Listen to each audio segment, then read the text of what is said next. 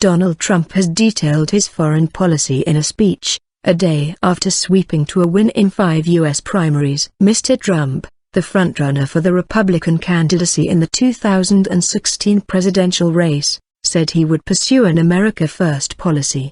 He called the foreign policy of President Barack Obama's administration a complete and total disaster. On Tuesday, Mr. Trump called himself the Republican presumptive nominee after his primary wins. He claimed victories in Connecticut, Delaware, Rhode Island, Maryland and Pennsylvania. What did Trump say? Before the speech, he promised it would not be a Trump doctrine, and that he would retain some flexibility to make changes if elected. Much of his speech focused on what he called the weakness, confusion and disarray of the Obama administration, and his hope of reversing it. Before the audience in Washington, he vowed to shake the rust off America's foreign policy. New talks would be sought with the United States allies in NATO, Mr. Trump said, to try and reshape the organization's structure and discuss a rebalancing of U.S. financing towards it. China, he said, respects strength, and by letting them take advantage of us economically like they are doing,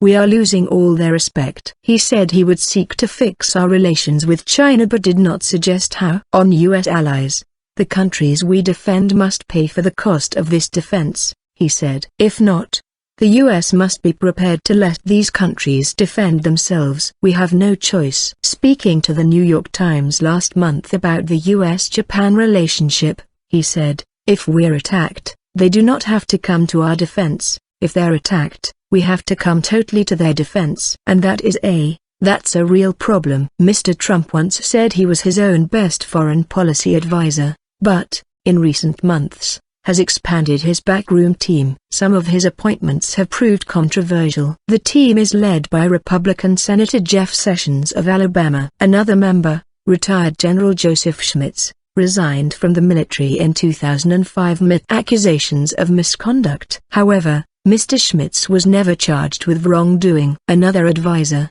Willard Fairs, was criticized when he was named as part of Mitt Romney's foreign policy team in 2011. There was a lot in the talk that I would absolutely agree with, Jim Gilmore, a former 2016 Republican candidate, said. On the other hand, there is a lot in this speech that contradicts that talks about pulling back, confronting if you will our allies much more. White House spokesman Josh Earnest said, I think when it comes to this president's foreign policy, there is no denying that the United States is safer and stronger than we were when President Obama took office back in January of 2009. Mr. Earnest also said other alliances had been strengthened, and that the new pivot to Asia had benefits the U.S. economically and strategically. After his sweep of the 5 mid-Atlantic states, Mr. Trump said of the battle for the Republican nomination, it's over. As far as I'm concerned, it's over. For the Democrats,